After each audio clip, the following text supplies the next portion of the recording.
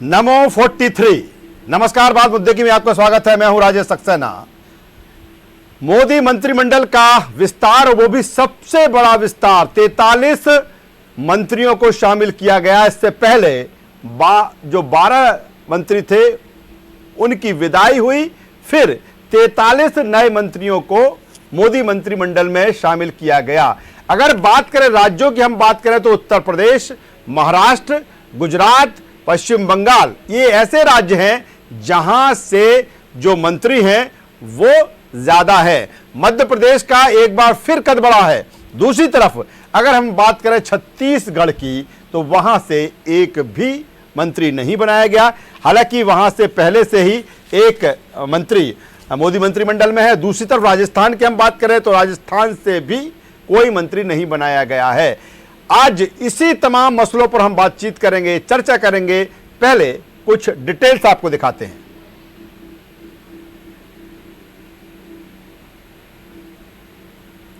तो ये वो नाम है जो मोदी मंत्रिमंडल में शामिल किए गए हैं। जी किशन रेड्डी, इन्होंने कैबिनेट मंत्री की पद की शपथ ली है। पुरुषोत्तम रूपाला, इन्हें भी कैबिनेट मंत्री बनाया गया है। गुजरात से रूपाला आते हैं। तो ये पीएम नरेंद्र मोदी की टीम है। भूपेंद्र यादव, इन्हें भी कैबिनेट मंत्री बनाया गया है।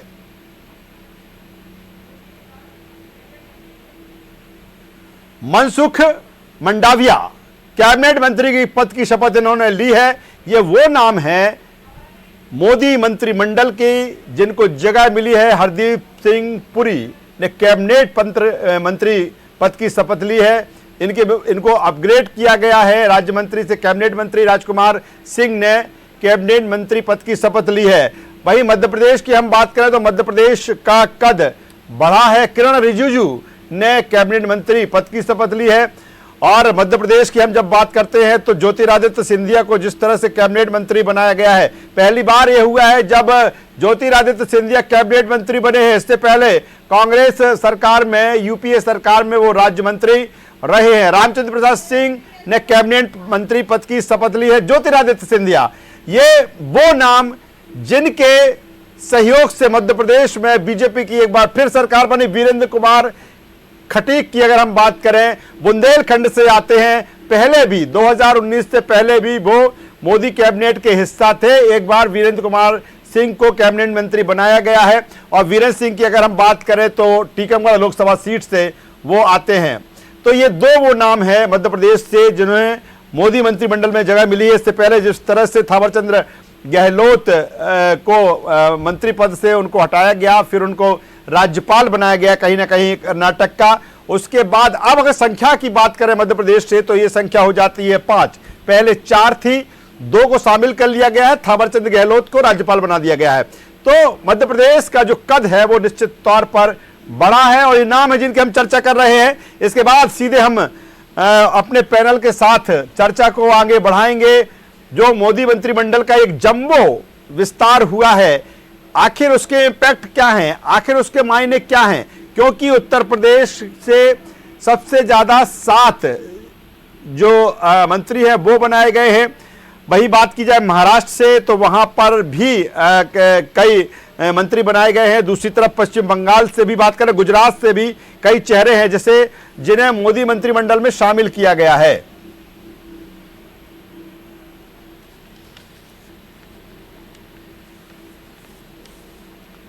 तो नमो 43 मोदी मंत्रिमंडल का विस्तार, हमारे साथ सीधे जुड़ रहे हैं group political editor Krishna Mohan Jha साहब। झा साहब किस रूप में देखेंगे इस मंत्रिमंडल विस्तार को, क्योंकि जंबो मंत्रिमंडल विस्तार है ये। और उत्तर प्रदेश की बात करें, ज्यादा मंत्री वहां से हैं। पश्चिम बंगाल को भी साधा गया है, गुजरात को भी साधा गया है। किस रूप में देखेंगे? लेकिन निश्चित रूप से ये बहुत बड़ा विस्तार हुआ है। आने वाले समय में 5 राज्यों के जो चुनाव हैं, उत्तर प्रदेश, उत्तराखंड, गुजरात, गोवा, हिमाचल और पंजाब, इसको दृष्टिगत रख करके पूरा मंत्रिमंडल का विस्तार हुआ है। चौंकाने वाली बात यह है कि जो मोदी कैबिनेट के सबसे खास लोग थे, रविशंकर प्रसाद, प्रकाश जावड़ेकर, रमेश पोखरियाल, संतोष गंगवार, डॉक्टर हर्षवर्धन, ऐसे नामों की छुट्टी कर दी गई। तो ये चौंकाने वाली बात है कि इनकी जगह पे नए लोगों को अवसर मिला है। और अब देखिए कि इस विस्तार में, जैसे मध्य प्रदेश का आपने बताया अभी कि 2 लोगों को स्थान मिला है, और ये दो बड़े प्रभावी लोग हैं। ज्योतिरादित्य सिंधिया की देखिए कि पूरे देश के अंदर स्वीकारोक्ति है, और कांग्रेस से वो आए, उनका बहुत बड़ा त्याग रहा है, मध्य प्रदेश में सरकार बनी तो उनका अहम रोल रहा है। और उनके एक महत्वपूर्ण दायित्व मिलने के बाद जो ऐसे बहुत सारे युवा नेता जो कांग्रेस में घुटन महसूस कर रहे हैं, उनके लिए एक संभावना नजर आती है। क्योंकि आपने देखा होगा जतिन प्रसाद हाल ही में आए हुए हैं, उन्होंने भी जो वक्तव्य दिया था कि कांग्रेस जो है केवल शोषण कर रही है। तो इस प्रकार से एक नया रास्ता ज्योतिरादित्य के आने के बाद जो ऐसे लोग जो बीजेपी में आना चाहते हैं लेकिन अपना भविष्य सुरक्षित नहीं पा रहे थे, तो उनके लिए एक अच्छा स्वर्णिम अवसर दिखाई दे रहा है।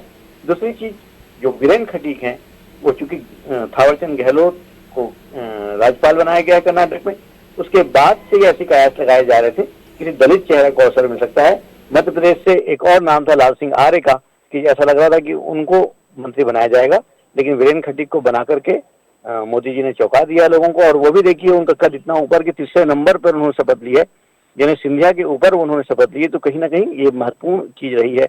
मध्य प्रदेश का ये सौभाग्य रहा है कि मध्य प्रदेश के लोग तीसरे और चौथे नंबर पर शपथ ग्रहण किए। बिल्कुल झा साहब, बिल्कुल जो आपने कहा कि इन बातों को भी विराम लगा है, जो ये कहा जाता है कि जब दूसरे पार्टी से कोई आता है बीजेपी में फिर उसको वो स्थान नहीं दिया जाता और कहीं ना कहीं घुटन महसूस होती है। हमने एक उदाहरण राकेश सिंह चतुर्वेदी को लेकर भी देखा था। तो क्या अब ये माना जाए उन तमाम सारी चीजों पर अब विराम लग गया है? जिस तरह से ज्योतिरादित्य सिंधिया को एक बड़ा कद मिला है, कैबिनेट मंत्री उनको बनाया गया है। अगर हम यूपीए सरकार की बात करें, कांग्रेस सरकार की बात करें, तो वो वहां पर राज्य मंत्री ही रहे हैं। देखिए निश्चित रूप से राजेश, ज्योतिरादित्य सिंधिया का जो कद है और पद है दोनों बढ़ा है, क्योंकि वो राज्य मंत्री थे, अब कैबिनेट में आए हैं। और कहीं ना कहीं मध्य प्रदेश में जिस ढंग से उनको सम्मान मान दिया जा रहा था, उनके लोगों को जो मान सम्मान दिया जा रहा था, और जो उनके साथ आए हुए लोग जो कहीं ना कहीं अपने आप को उपेक्षित महसूस कर रहे थे, अब सिंधिया के कैबिनेट मंत्री बनने के बाद से अपने आप को बहुत अच्छा महसूस करेंगे। और इसमें और दो चार महत्वपूर्ण बातें मैं आपसे शेयर करना चाहूंगा कि जैसे कि जेडीयू जो है, आपको ध्यान होगा 2019 में जेडीयू ने मना कर दिया था कि और हमारे एक मंत्री को शामिल करेंगे तो हम नहीं सत्ता पे आएंगे, लेकिन इस बार 4 लोगों को उनको शामिल किया। आरपी सिंह जो है वो जेडीयू में कैबिनेट का उन्होंने पदभार ग्रहण किया है। ऐसी अश्विनी वैष्णव जी हैं जो अटल बिहारी वाजपेयी जी के सचिव रहे हैं, आईएएस हैं 1994 बैच के, उनको भी लाया गया है, कैबिनेट का दायित्व दिया गया है। और सबसे चौंकाने वाली बात यह है जो पशुपतिनाथ हैं, जो रामविलास पासवान के भाई हैं, उनको भी कैबिनेट का दर्जा दिया गया है। तो कहीं ना कहीं आप देखिए कि जो ये नए चेहरे देखने को आपको जो मिल रहे हैं, जो और खासतौर पे बिहार में जो राजनीतिक माहौल है उसमें कहीं ना कहीं सामंजस्य बनाए रखने के लिए जेडीयू, और वहां से भी देखिए कि रविशंकर जी को अलग किया गया, तो 3 वहां से सांसद और लिए गए हैं। तो कहीं ना कहीं बिहार को भी पूरा महत्व दिया गया है। और सबसे अच्छी बात यह है कि जो 2 सांसदों को पश्चिम बंगाल से लिया गया है, जो शांतनु ठाकुर हैं उनको लिया गया। तो ये कुल मिलाकर के ये प्रदर्शित कर रहा है कि सबको साधने का पूरा प्रयास है। दूसरी बात ये झा साहब, जिस तरह से पीएम नरेंद्र मोदी के लिए कहा जाता है कि वो ऐसे प्रधानमंत्री हैं कि हमेशा चौंकाते रहते हैं किसी न किसी बातों को लेकर, किसी न किसी तरह के एक्शन को लेकर। अचानक जो निर्णय आते हैं, मोदी मंत्रिमंडल का विस्तार होगा ये तो तय था, लेकिन इतना जंबो विस्तार होगा, एक बार फिर चौंकाया पीएम नरेंद्र मोदी ने। देखिए निश्चित रूप से मोदी जी की जो कार्यप्रणाली है सबसे हट करके, आपने पहले भी विस्तार देखे होंगे, इतने विस्तार नहीं होते थे। और आप देखिए कि अपने कार्यों को किस ढंग से वो प्रमोट भी करते हैं। जो 7 नाम है, किरण रिजिजू, राजकुमार सिंह, अनुराग ठाकुर, हरदीप सिंह पुरी और पुरुषोत्तम रुपाला, और जो सबसे चौंकाने वाली बात है जे किशन रेड्डी, जो अमित शाह के साथ हैं, अभी राज्य मंत्री हैं, गृह राज्य मंत्री थे, उनको भी कैबिनेट बनाया है। तो कहीं ना कहीं जो अच्छा कार्य करने वाले लोगों को पुरस्कार देना और जो लोग अच्छा काम नहीं कर रहे हैं उनको बाहर का रास्ता दिखाना भी ये बहुत बड़े दम की बात है। क्या झा साहब, जिस तरह से ये लिस्ट है 12 लोगों की, हालांकि उसमें से एक नाम छोड़ देते हैं थावरचंद गहलोत का, जिन्हें राज्यपाल बनाया गया है, ये भी रविशंकर प्रसाद, डॉक्टर हर्षवर्धन, प्रकाश जावड़ेकर, सदानंद गौड़ा, ये ऐसे चेहरे थे जो पीएम नरेंद्र मोदी के काफी करीब थे। फिर इनकी छुट्टी, क्या कुछ ऐसा प्लान पीएम मोदी के पास में कि कोई इन्हें बड़ी जिम्मेदारी, क्योंकि आगामी समय में 7 राज्यों में चुनाव है, या फिर आगे को फोकस लेकर ये सारी चीजें कवायद की गई हो? ये जो आपका प्रश्न है राजनीतिक दूरदर्शिता को दर्शाता है राजेश जी। तो सदानंद गौड़ा है, सदानंद गौड़ा आपको ध्यान होगा ये पूर्व मुख्यमंत्री ही कर्नाटक के जी। जो कर्नाटक में येदियुरप्पा को लेकर के जो असंतोष दिखाई दे रहा है, जो माहौल एकदम गरमाया हुआ है, तो कहीं ना कहीं सदानंद गौड़ा को देर सवेर वहाँ एडजस्ट किया जा सकता है, मुख्यमंत्री बनाया जा सकता है।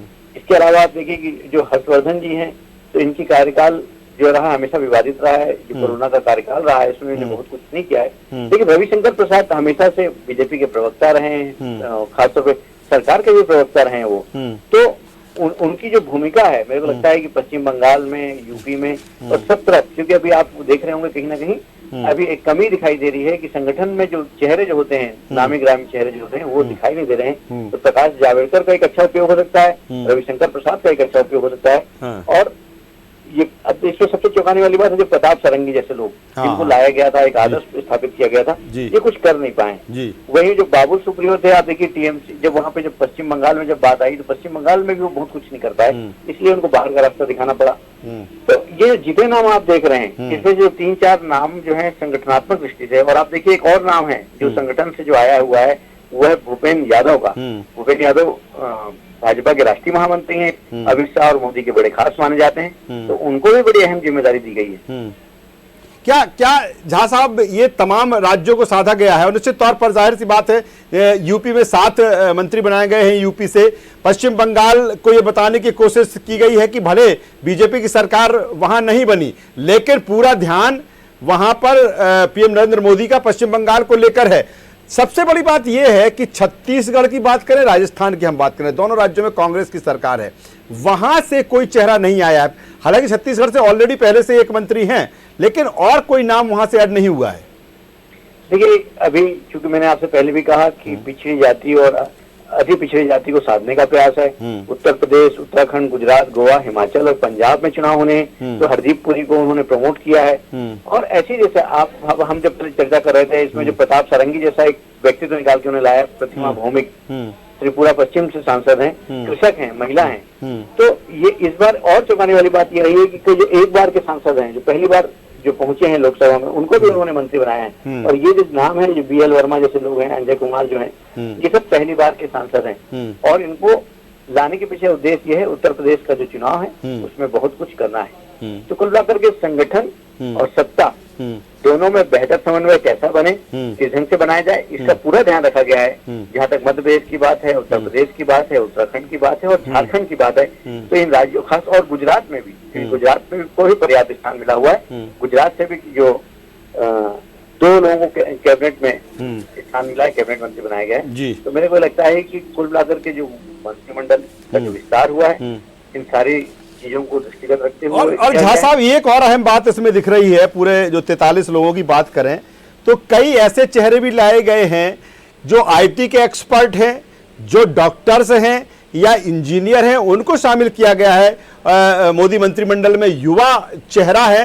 तो जिस तरह से हमने देखा जब मोदी सरकार बनी और उस समय एस जयशंकर को लाया गया था, उनको विदेश विभाग दिया गया, तो इस तरह के जो एक्सपर्ट रखे गए हैं कहीं ना कहीं ये सोच दर्शाता है कि किस तरह से मोदी सरकार का जो एक विजन है उसको वो लेकर चलना चाहते। कोरोना काल चल रहा है, जाहिर सी बात है डॉक्टर चेहरा, हालांकि डॉक्टर हर्षवर्धन अब नहीं है, उनकी मंत्रिमंडल में शामिल नहीं है, तो यही कारण रहा है कि अलग अलग क्षेत्रों के एक्सपर्ट को भी इसमें जगह दी गई है।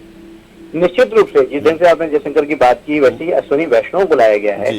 ये 1994 बैच के आईएएस हैं, आईआईटी पास आउट हैं। तो इनके कहीं ना कहीं एक जो मंशा है मोदी जी की, और आपने देखा होगा कि उन्होंने मंत्रालय में भी प्रयोग किया कि जो ये जो सेक्रेटरी होगा तो कोई जरूरी नहीं कि वो आईएएस होगा, उस विभाग का एक्सपर्ट होगा, कहीं बाहर से भी ला सकते हैं। तो ये जो एक नई परिपाटी उन्होंने शुरू करी है, ये बहुत पहले देखने को मिलती थी, कांग्रेस ने पहले ऐसा प्रयोग किए हैं लेकिन लंबे समय से ये प्रयोग बंद हो गए थे। लेकिन मोदी जी ने जो एक्सपर्ट ला करके अभी कर्नाटक से जो जिनको लिया है वो भी आईटी एक्सपर्ट हैं। तो ऐसे बहुत सारे लोगों को, जो मीनाक्षी लेखी जो सुप्रीम कोर्ट की बड़ी अच्छी लायर हैं, भूपेन्द्र यादव खुद लायर हैं, तो ऐसे लोगों को लेकर के आना, उनको एक प्लेटफॉर्म देना, उनको महत्वपूर्ण दायित्व सौंपना, कहीं ना कहीं ये बात को दर्शाता है। और आप मेरे को बताइए कि जो नाम है ये ऐसे कोई नाम नहीं है कि जो बहुत बड़े नाम रहे हों, लेकिन ये नाम ढूंढ करके निकाले गए हैं। इन 43 नामों से केवल गिने चुने नाम है जिनको आप जानते होंगे, जिनका नाम आपने सुना होगा, लेकिन ये सब जो नाम है बड़े नए नाम है और अपने अपने क्षेत्र के बड़े महारत इन्हें हासिल की हुई है।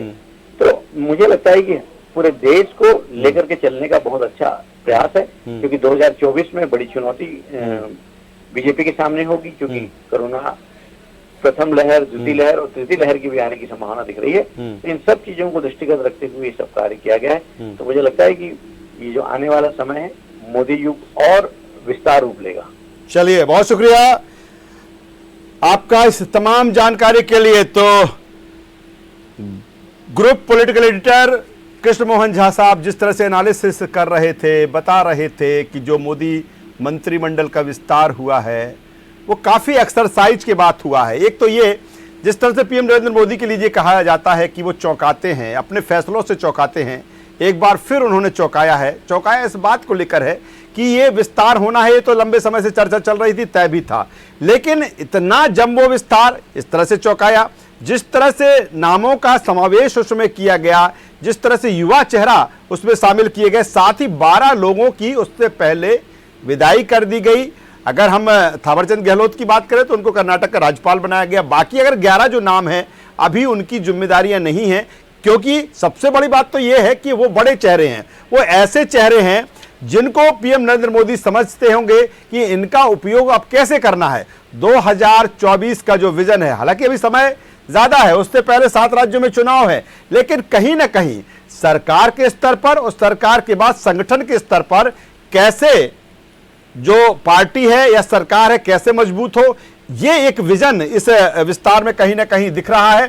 साथ ही उत्तर प्रदेश की हम बात कर लें, उत्तर प्रदेश में चुनाव, बड़ा राज्य है और यही कारण है कि लगभग 7 चेहरे उसमें शामिल किए गए हैं। पश्चिम बंगाल में अभी चुनाव हुए, वहां पर भी बताने की कोशिश की गई है कि बीजेपी के कार्यकर्ताओं और नेताओं को घबराने की जरूरत नहीं है, पूरी तरीके से पार्टी उनके साथ में है, पीएम नरेंद्र मोदी उनके साथ में है। गुजरात को भी स्थान, मध्य प्रदेश को भी 5 मंत्री, अब 4 की जगह 5 मंत्री, और सबसे बड़ी बात एक ऐसा चेहरा ज्योतिरादित्य सिंधिया जैसा चेहरा। हालांकि जब 11 मार्च 2020 को सिंधिया ने बीजेपी ज्वाइन की थी, फिर तत्काल उन्हें राज्यसभा सदस्य बनाया गया और तभी से यह बात उठ रही थी कि आखिर ज्योतिरादित्य सिंधिया मोदी मंत्रिमंडल में कब शामिल होंगे। लेकिन शामिल हुए तो ऐसे शामिल हुए, एक बड़े कद के साथ शामिल हुए, उन्हें कैबिनेट मंत्री बनाया गया है। तो कुल मिलाकर ये जो नमो 43 है, पीएम नरेंद्र मोदी का विजन के हिसाब से जो मंत्रिमंडल विस्तार है, और यही कारण है कि तमाम तरह का समावेश, अलग अलग राज्यों से तमाम तरह का गणित, चाहे वो जातीय गणित हो, चाहे फिर राज्य के अनुसार हम गणित की बात करें, या फिर आगामी समय में जो चुनाव हो उसकी हम बात करें, चेहरों की हम बात करें, युवाओं की टीम की हम बात करें, एक बेहतर समावेश बनाने की कोशिश इस मंत्रिमंडल में फिलहाल दिख रहा है। इस मंत्रिमंडल विस्तार में आगे अब देखना होगा पोर्टफोलियो को लेकर कि किस मंत्री को कौन सा विभाग दिया जाता है, या फिर वो जो 11 चेहरे हैं जिनकी विदाई हुई है उनको किस तरह की जिम्मेदारी मोदी सरकार या पार्टी उनको देती है। हमारी चर्चा में बस इतना ही। न्यूज़ वर्ल्ड पर खबरों का सिलसिला लगातार जारी है, अब बने रहिए हमारे साथ। नमस्कार।